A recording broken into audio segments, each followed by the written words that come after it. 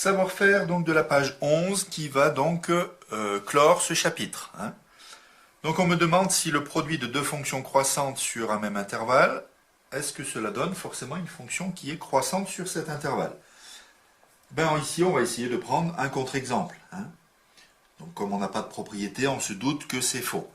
Mais on va le montrer par un contre-exemple. Je vais prendre une fonction u de x égale x, une fonction v de x égale x. Donc je connais ces deux fonctions, ce sont des droites. Donc je sais que cette fonction-là, elle est croissante sur R, d'accord, donc sur un même intervalle.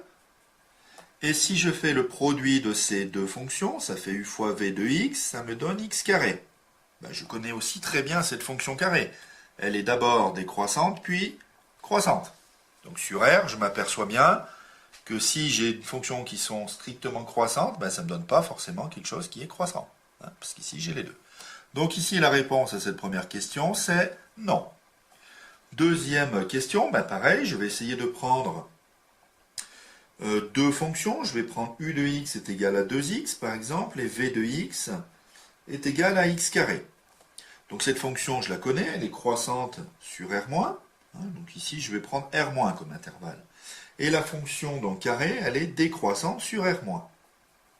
D'accord? Je prends bien le même intervalle.